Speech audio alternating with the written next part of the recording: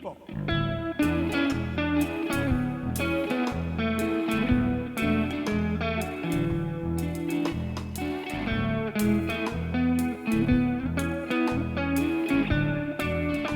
guys, I promised to give you a little update on your resume and references this week.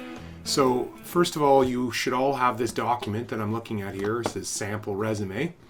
And no, we don't want it to actually say sample resume on the top. We just want you to have your name. In this case, we're looking at Nina Salazzo's resume as a sample. We've already talked about the cover letter. This, however, is going to take a little bit more care in terms of formatting. The whole point of this resume format that is quite tricky to get right is that the human eye tends to move from the top center in sort of like a large letter C across of a page. If you can imagine sort of a long arc. And what we're trying to do is bold and use bolding and underlining very specific places so that your eye quickly picks up the person's name, your name, and then immediately picks up the pertinent stuff down the left-hand side where it says things like education, when and where, work experience, when and where, and as you move down, then achievements, skills, abilities, talents, and interests. They all sound really good too. But that's what we're trying to do. We're trying to capture the eye by aligning things down the left side of the page, because the fact is most resumes get 3 seconds. They get a 3-second scan before they're judged to be either something that a person would like to look further at and maybe call you for an interview, or they might be dismissive and say, this isn't really very well organized. So what we're trying to do here is really carefully organize your resume. We call that formatting. So what I've got here is I've got where I've finished typing in the key information, and here's the cover letter that we're talking about earlier. Again, very neatly formatted. But this next part here, when I'm going to go do my resume, to get that format looking really good, there's a couple of things that you have to do. The first thing is, I would suggest that you select all of it, all the stuff that you've got in there that you've decided on, all this information, and you select no spacing. I would also suggest that you use a font. The same font, I would use the same font that you used for the cover letter. In this case, I use Times New Roman, so I'm going to use Times New Roman again. That Calibri font's not terrible. Don't use any weird fonts that are going to be distracting. Okay, so here we go, formatting. So your name, your address, and your phone number and your email, you're going to use this button right here. So if you got to pause the video, do it, but it's called center, okay? Center justifying, right there, boom. That moves it right into the middle. If you try and do the same thing, now I'm going to move it back to the left. See how I can move it back to the left? If you try and do the same thing like this, the space bars, you're going to end up with this hanky-janky looking thing that's not ever going to look quite straight. You must do it this way. This is the only way it's going to be exactly centered in the page and looking really, really good. Okay, so I'm going to talk about bolding and underlining after. First, I'm just going to show you how to get the formatting, the spacing done right. Okay, next thing, you've got your date, and then you've got so that's the when, and then you've got the place, the Queen Elizabeth. Do not use the space bar here. Use the tab key. So again, I'm going to show you using the tab key. Then the next line, we've got our address, tab key. Look at that, looks really good. Currently completing grade 10, because that's where Nina Salazzo is. And top academic student. Now you might want to have on here a dance team or, some after school tutoring, some other little claim to fame thing you might want to put on there. It's just a chance for you to say something. Remember what we talked about in the autobiography presentation, positive attributes. It's an opportunity for that. Okay, work experience. So it looks like Nina Salazzo also did work experience at Queen Elizabeth. And again, notice I'm only using the tab key. The tab key, that one, the tab key, not the space bar, okay? No to space bar. Notice I'm not using the space bar anywhere here. Okay, Surrey Union Gospel Mission, we got the address here. Notice this address is a little interesting too. This is when you have a unit number, like it's in a big complex with a whole bunch of units. This is 201 is the unit number, space, hyphen, space, and then it's the street address, 15135 101 Avenue.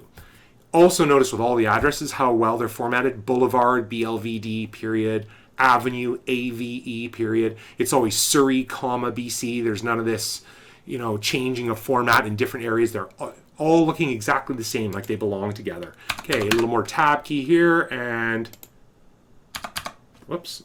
You can always hit the backspace if you could do one too many tabs, and it should just go back one tab.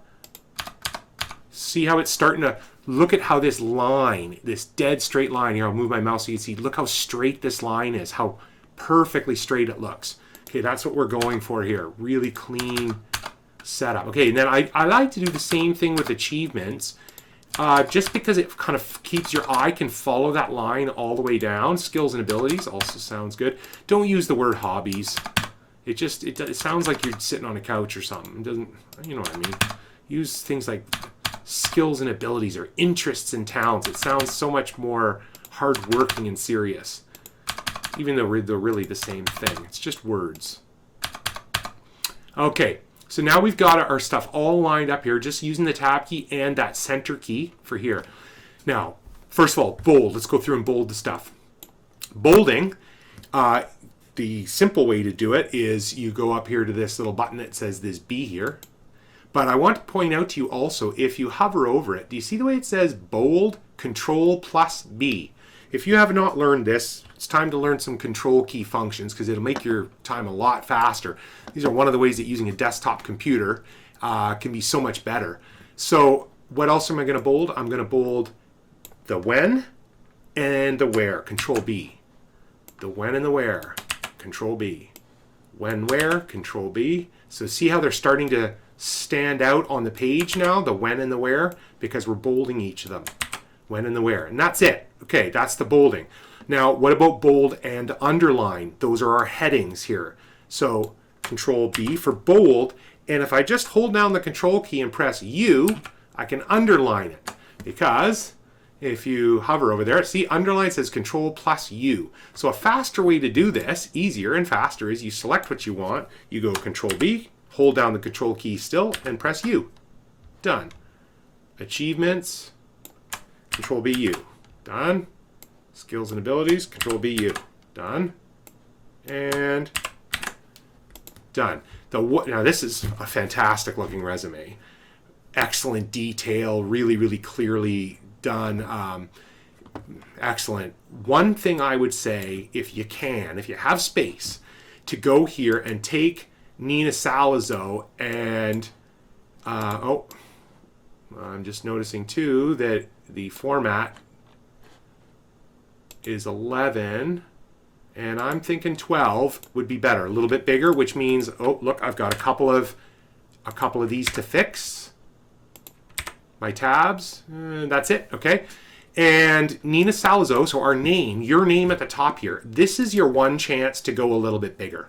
Just make it pop, make it stand out. Make sure it doesn't bump anything off the bottom. No, okay, that is a fantastic looking resume. And see how your eye, and I'll just use the cursor here to do it. See how the eye goes Nina and then education, and your eye can kind of shoot across you real fast, go when, where, when, where, when, where.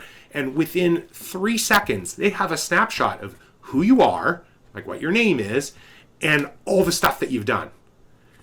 This is what we're trying to do. Get through to them in that first 3 seconds so that they say, oh, this person knows what they've done. They've got positive attributes. They're really good at clearly formatting and explaining and showing what they've done. I'm going to call this person for an interview. They sound like the kind of person I'd like working for me.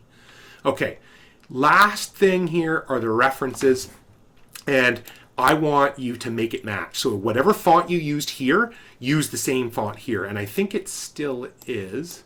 Yeah, Times New Roman up here, 12, yeah, same font. But let's give references a bold and an underline. So again, it'll sort of match these, it'll match up with these other headings. And you could leave this like this, but I don't know, what if we tab them out to the same line? So when they turn pages, it looks perfectly aligned. And you can see here that on this sample here I've given you, I'm clearly telling you what these references are. It's their person's name. So Susan here was the person's name. Position at their work. She's the operations manager. You probably got to call the person and ask them, or text them, or email them, or something. This is the person that's going to talk about, work that they've seen you do. A company. This is the company that this person works at. It doesn't mean you work at it. It means this is where they work. Then their address. This could be their home address if they're comfortable with that. But a lot of times people say, no, just give them my work address. And then the phone number. And they might not even want to give you their phone number, which is fine. They may say, hey, you know what? Can I just give my email instead? I'd rather be contacted by email. That's fine. That's no problem. You can do that too. It's however your contact wants to be contacted, your reference wants to be contacted. And if they say, I don't want to be contacted at all, they're not a reference. They're saying, I'm not going to be a reference for you. So you're going to have to find someone else.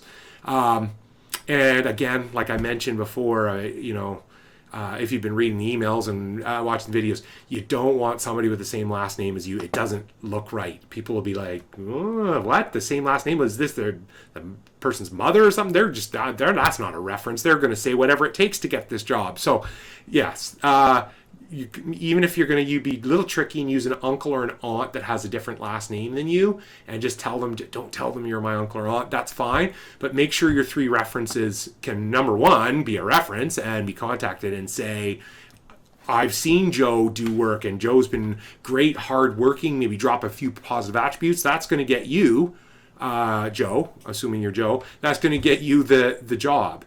So that's what references are for. They're for a kind of a call before they decide whether or not they're going to phone you or not. They're for the job interview, they're just kind of vetting you to make sure you are who you say you are. I see I have a French Canada dictionary set up. Isn't that weird? Okay, that's better. English. Okay, that's it. It's not a lot. Once you've got all this key information that we've been collecting ever since the application form. Remember, this is all the same stuff that we were talking about in the application form. You've been collecting all this information. Now it's time to format it and make it look really professional. And that's why I've given you samples that you can look at. And that's why I'm making this video showing you, use the tab key, use your center justify, use this one here is really important too. No spacing. Remember this, okay?